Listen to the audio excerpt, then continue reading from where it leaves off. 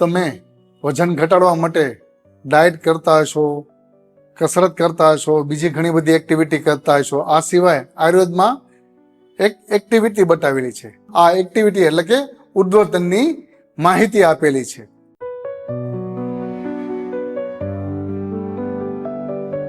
તો વાઘભટ્ટ ઋષિએ તેના ઉદ્વર્તનના ફાયદા બતાવતા બહુ સરસ શ્લોક આપેલો છે. ઉદ્વર્તનમ કફહરમ મેદસ પ્રવિલાયનમ સ્થિરીકરણમ અંગાનામ ત્વક પ્રસાદકર પરમ. તો જે ઔષધિ લઈને શરીર ઉપર ઘસવામાં આવે તેને ઉદ્વર્તન કહેવામાં આવે છે. અને વાઘભટ્ટ ઋષિ તેના વિશે કહે છે કફહરમ એટલે કે તે શરીરમાં વધેલા કફને ઓછો કરે છે. કફ એટલે તમને શરદી કફ ઉધરસનો થયેલો તે કફ નહીં, પરંતુ આ પૃથ્વી 5 મહાભૂતથી બનેલી છે. અગ્નિ, વાયુ, જળ, આકાશ અને પૃથ્વી એમ 5 મહાભૂતથી બનેલી છે. અને પૃથ્વી અને જળ મહાભૂતના કોમ્બિનેશનથી જે બને છે તેને કફ કહેવામાં આવે છે. એટલે કે તમારા બોડીમાં જે લિક્વિડ દ્રવ્યાંશ અને જે કઠણ વસ્તુ છે તેને કફ તરીકે ઓળખવામાં આવે છે. તે કફથી બનેલી છે. આખી દુનિયા 5 મહાભૂતથી બનેલી છે. એમાં 2 જ મહાભૂત ભારે છે, જળ અને પૃથ્વી. આકાશ, વાયુ અને અગ્નિ તે બિલકુલ હળવા છે. જ્યારે તમારું શરીર બહુ ભારે થઈ ગયું છે, વજન વધી ગયું છે, કોલેસ્ટ્રોલ વધી ગયું છે, પીસીઓડી થયું છે, ફેટી લીવર થયું છે, તમને હાઇપર કોલેસ્ટ્રોલ છે અને તમારું શરીર લટકવા માંડ્યું છે, તમને પરસેવો બહુ વધે છે, તમારા શરીરમાં જ્યારે કફ બહુ વધી ગયો છે તો તેની માટે પાવડર મસાજ એટલે કે ઉદ્વર્તન બેસ્ટ છે.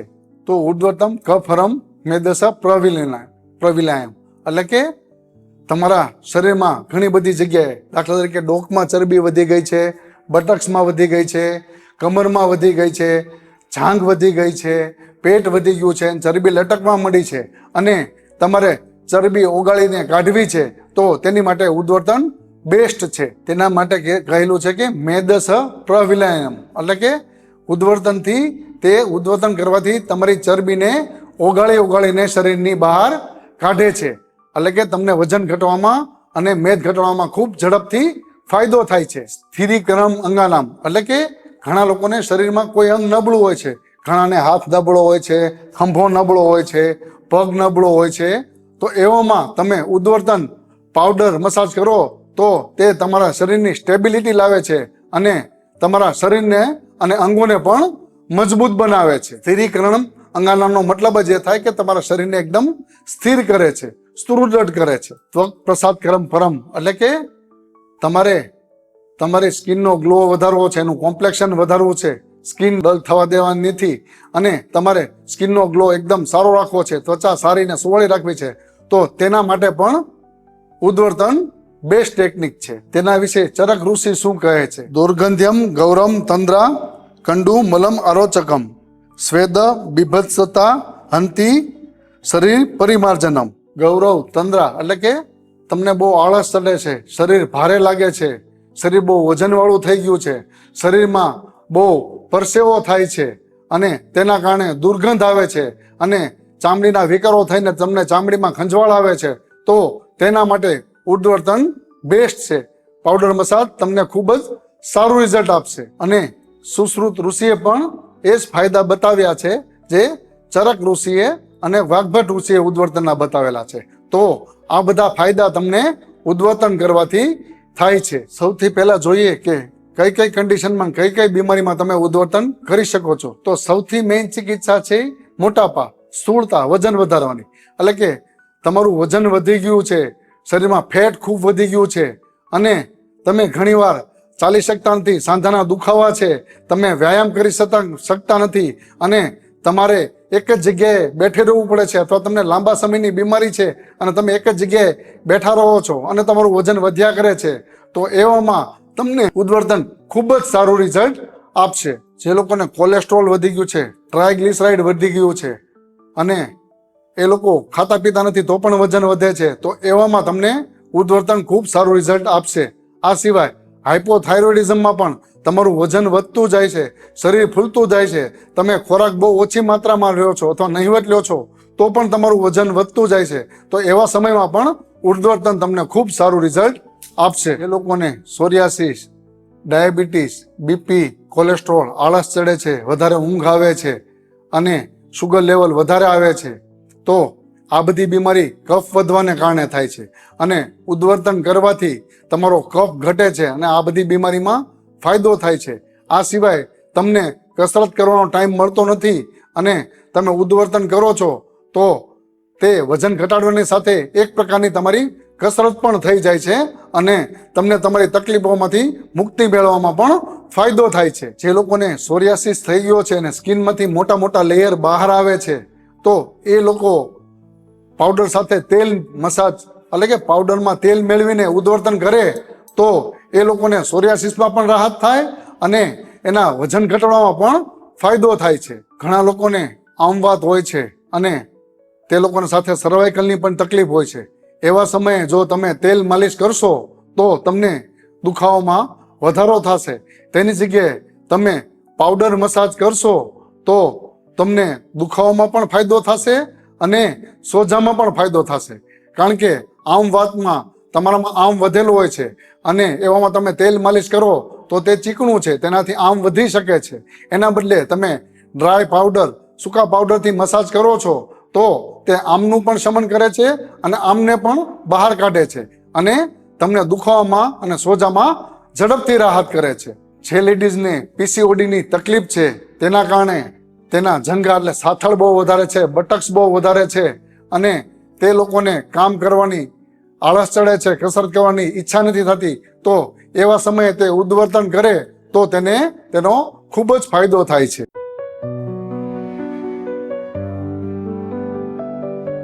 હવે જોઈએ કે કયા લોકોએ ઉદ્વર્તન કરવું જોઈએ નહીં. એવા લોકો કે જેને તાસીર ગરમ હોય અથવા જેના કોઠામાં બહુ ગરમી હોય એવા લોકોએ ઉદ્વર્તન કરવું જોઈએ નહીં. અથવા જો એવા લોકોએ ઉદ્વર્તન કરવું હોય તો ઠંડી તાસીરવાળા પાવડર જેમ કે ચંદન પાવડર છે, સારીવા પાવડર છે અથવા યષ્ટી મધુ પાવડર છે, એ પાવડરથી કરે તો તેને ફાયદો થાય છે. જે લોકોને શરીરમાં કાંઈ ઘા વાગ્યો છે, કાંઈ ચાંભા પડ્યા છે અથવા કોઈ જગ્યાએથી રસી નીકળે છે, એવા લોકોએ પણ ઉદ્વર્તન થોડાક સમય માટે કરવું ન જોઈએ. જ્યાં સુધી એનો ઘા રૂજાઈ જાય અથવા રસીવાળો ભાગ સારો થઈ જાય અને સુકાઈ ન જાય ત્યાં સુધી. એવા લોકો કે જેનું શરીર સુકાતું જતું હોય, દુબળું થતું જતું હોય, એટલે ડિજનરેટિવ એટલે કે તેનું શરીર ડિજનરેશન તરફ જઈ રહ્યું હોય, એવા લોકોએ પાવડર મસાજ કરવું જોઈએ નહીં. અથવા જે લોકોને ડિજનરેટિવ આર્થરાઇટિસ હોય એ લોકો એટલે કે ઓસ્ટિયો આર્થરાઇટિસ હોય એ લોકોએ પણ પાવડર મસાજ કરવું જોઈએ નહીં. એ લોકોએ પાવડર મસાજની જગ્યાએ તેલનું મસાજ કરવું જોઈએ જેથી તેને ફાયદો થાય. બીજું, પ્રેગ્નેન્ટ લેડીએ પણ એટલે કે જે ગર્ભિણી મહિલા છે તેણે પણ પાવડર મસાજ કરવું જોઈએ નહીં. અથવા તમે ક્યાંય દાઝી ગયા છો અને તમારા શરીરમાં દાઝી ગયેલા ડાઘ છે અથવા દાઝી ગયેલા ચામડી છે તો એવા સમયે પણ તમારે પાવડર મસાજ કરવું જોઈએ નહીં. અને જે લોકોની સ્કિન બહુ ડ્રાય છે, એકદમ રૂક્ષ છે, એવા લોકોએ પણ પાવડર મસાજ કરવું જોઈએ નહીં.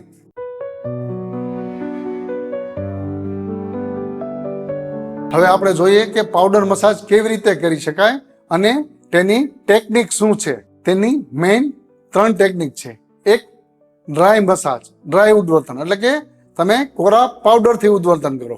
બીજું છે સ્નિગ્ધ એટલે કે તમે પાવડરમાં તેલ મેળવીને તેનું ઉદ્વર્તન કરી શકો છો. અને ત્રીજું, તમે પાવડરમાં પાણી ઉમેરીને તેનાથી તમે ઘસીને ઉદ્વર્તન કરી શકો છો. તો આવી રીતે તમે 3 ટેકનિકથી ઉદ્વર્તન કરી શકો છો. હવે જોઈએ કે ઉદ્વર્તન કઈ રીતે કરી શકાય. તો સૌથી પહેલા તમારે સવારે વહેલા ઉઠી મળમૂત્રનો ત્યાગ કરી ફ્રેશ થઈ અને એક ચટાઈ પાથરી, ચટાઈ એટલે પાથરવાની છે કે તમે ઉદ્વર્તન કરશો એટલે પાવડર વેરાશે, એટલે તમારે ચટાઈ પાથરી તેની ઉપર બેસીને તમારે ઉદ્વર્તન કરવાનું છે. હું તમને આગળ આ વિડીયોમાં કહીશ કે તમે કયા કયા પાવડરથી ઉદ્વર્તન કરી શકો છો. જે લોકોને શરીરમાં ખૂબ પરસેવો વળે છે, ખૂબ ચરબી છે, ખૂબ વજન વધારે છે અને જે લોકોનું શરીર હંમેશા ભીનું રહે છે એ લોકો માટે ડ્રાય મસાજ એટલે કે સૂકા પાવડરથી, ડાયરેક્ટ પાવડરથી મસાજ કરવાથી ખૂબ ફાયદો મળે છે.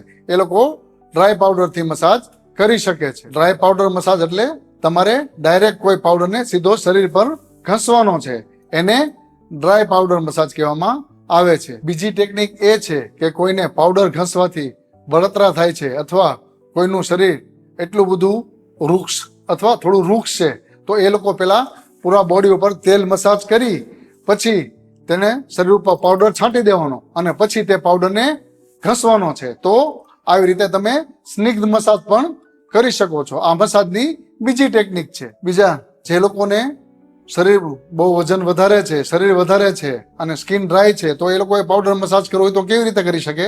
તો તે કોઈ પાવડરમાં તેલ મેળવી અને તેને ફૂલ બોડી પર ઘસે, તો આવી ટેકનિકથી પણ તે પાવડર મસાજ કરી શકે. એક ટેકનિક એવી પણ છે કે તમે જે બહુ કારગત નથી, તમે પાવડરને પાણીમાં નાખી અને તેની પેસ્ટ બનાવીને તે પણ ઘસીને પણ તમે પાવડર મસાજ કરી શકો છો.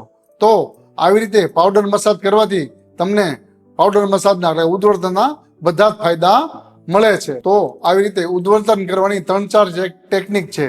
તમને જે ફાવે અને તમારા શરીરને અનુકૂળ આવે તે પ્રમાણે તમે કોઈ પણ ટેકનિકથી ઉદ્વર્તન કરી શકો છો. તેમાં સૌથી બેસ્ટ ટેકનિક છે તમે પૂરા બોડી પર તેલ લગાડી અને પછી પાવડર ઘસો, તો તે બેસ્ટ ટેકનિક છે.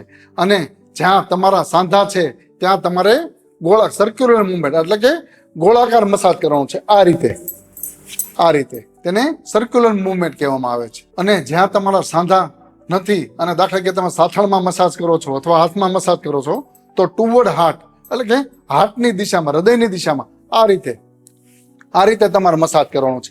જંઘામાં કરો તો આ રીતે તમારે મસાજ એટલે કે ટુવર્ડ હાર્ટ, હૃદય તરફ તમારે મસાજનો હાથ જવો જોઈએ. સાથળ અને બટક્સમાં તમારે ચરબી છે ત્યાં તમારે ટુવર્ડ હાર્ટ અને પેટમાં અને પડખામાં તમારે ગોળાકાર આ રીતે મસાજ કરવાનું છે. સર્ક્યુલર મુવમેન્ટમાં મસાજ કરવાનું અને સાંધામાં પણ તમારે સર્ક્યુલર મુવમેન્ટથી મસાજ કરવાનું છે, જેથી તમને ઉદ્વર્તનના મેક્સિમમ ફાયદા મળી શકે. જે લોકોને છાતીમાં કફ ભરાયેલો રહે છે, બહુ કફ વધારે રહે છે, તો તે લોકો છાતી ઉપર પાવડર મસાજ કરે તો તેને કફમાં ફાયદો થાય છે. આ સિવાય જેને ઉદાવત એટલે ગેસની તકલીફ રહે છે, એ લોકો સર્ક્યુલર મુવમેન્ટે પેટ ઉપર પાવડર મસાજ કરે તો ઉદાવત અને ગેસમાં પણ ફાયદો થાય છે. જે લોકોનું શરીર ઓઇલી છે, વજન બહુ વધારે છે અને તે લોકોનું બેઠાડું જીવન છે અથવા એક્ટિવિટી કંઈ કરી શકતા નથી, તો એ લોકો પાવડર મસાજ કરે તો તેને પાવડર મસાજથી ખૂબ જ ફાયદો થાય છે. જે લોકોને ફ્રોઝન શોલ્ડર એટલે ખંભાની તકલીફ છે, એ લોકો રાઉન્ડ શેપ એટલે કે સર્ક્યુલર મુવમેન્ટથી પાવડર મસાજ કરશે તો તેને ફ્રોઝન શોલ્ડરમાં પણ ફાયદો થશે. જે લોકો સવારમાં ઉઠે અને શરીરમાં તેમને દુખાવો રહે છે, જકડાટ રહે છે, પછી 2-3 કલાક પછી તે દુખાવો અને જકડાટ ધીમે ધીમે ઓછું થાય છે, એવામાં તમને પાવડર મસાજ કરો તો તમને બહુ ફાયદો થશે. કારણ કે પાવડર મસાજથી તમારા સાંધામાં રહેલા આમનું શમન થશે અથવા આમ પીગળશે અને તમને દુખાવામાં રાહત થશે. તો આવી રીતે ડેઈલી સવારે તમે 5 મિનિટથી લઈ અને 25 મિનિટ સુધી પાવડર મસાજ ઉદ્વર્તન કરી શકો છો. તમારે પાવડર મસાજ ઉદ્વર્તન માથા ઉપર એટલે કે શિરો ઉપર કરવાનું નથી, તમારે ખાલી તે બોડી ઉપર જ કરવાનું છે. તમે હાથે પાવડર મસાજ કરી શકતા નથી તો તમે બેસ્ટ છે કે નજીકના આયુર્વેદ પંચકર્મ સેન્ટરમાં જઈને પણ રેગ્યુલર ઉદ્વર્તન પાવડર મસાજ કરી શકો છો. તમે ઉદ્વર્તન ક્યાં પાવડરથી કરી શકીએ તેની વિશે જોઈએ તો કોટમ ચુક્યાદી, કોલકુથિયાદી એટલે કે આ મેડિકેટેડ પાવડર છે. જે લોકોની તાસીર ઠંડી હોય અથવા જેને ઠંડી વધારે લાગતી હોય, જેના લોકોના શરીરમાં વધારે પ્રમાણમાં કફ હોય, એ લોકો આ કોટમ ચુક્યાદી અને કોલકુથિયાદી પાવડરથી મસાજ કરશે તો એને ખૂબ સરસ ફાયદો મળશે. જે લોકોને વજન વધારે છે અને શરીરમાં ગરમી વધારે છે, તો એ લોકો ત્રિફળા ચૂર્ણથી પાવડર મસાજ કરશે તો પણ ફાયદો થશે. જે લોકોનું વજન વધારે છે અને સાથે સ્કિન ડિસીઝ છે, તો તે લોકો નલ પરમાદી ચૂર્ણ એટલે મેડિકેટેડ નલ પરમાદી પાવડરથી મસાજ કરશે તો તેને સ્કિન ડિસીઝમાં પણ ફાયદો થશે અને વજન ઘટાડવામાં પણ મદદ મળશે. જે લોકોને ગરમી છે અને સ્કિન ઉપર રેસિસ છે અને શરીરમાં ખૂબ ગરમી છે અને વજન વધારે છે, તો એ લોકો ચંદન પાવડર, ઉસીર પાવડર, આમળાનો પાવડર અથવા લીમડાના પાંદડાના પાવડરથી ઉદ્વર્તન કરે તો આવી રીતે પિત્તવાળા લોકોને, વજનવાળા લોકો આ પાવડરનો ઉપયોગ કરીને પણ ફાયદો મેળવી શકે છે. જો તમને પૈસાની તકલીફ હોય અને તમારે સસ્તામાં ઉદ્વર્તન કરવું હોય તો તમે હરડે પાવડરથી પણ તમે ઉદ્વર્તન કરી શકો છો. તે તમને બહુ સસ્તા ભાવે મળી જશે. આ સિવાય તમે બેસનનો પાવડર એટલે કે ચણાનો લોટ 100 ગ્રામ અને એમાં 20 ગ્રામ સૂંઠ નાખી તેનાથી પણ ઉદ્વર્તન કરી શકો છો. તો આવી રીતે ગરમ અને ઠંડી તાસીરવાળા અલગ અલગ પાવડરથી ઉદ્વર્તન કરી શકે છે. આ સિવાય તમારે સ્કિનનો ગ્લો વધારવા માટે પણ જો ઉદ્વર્તન કરવું હોય અને વજન ઘટાડવા માટે પણ ઉદ્વર્તન કરવું હોય તો એના માટે તમારે બેસન એટલે કે ચણાનો પાવડર 100 ગ્રામ એમાં 10 ગ્રામ હળદર નાખી અને તેનાથી પણ ઉદ્વર્તન કરો તો તમને ફાયદો થશે. તો મિત્રો, મેં તમને આ વિડીયોમાં ઉદ્વર્તન વિશેની સંપૂર્ણ માહિતી આપી. આશા છે કે આ વિડીયો તમને ખૂબ ઉપયોગી થશે. જય ધન્વંતરી.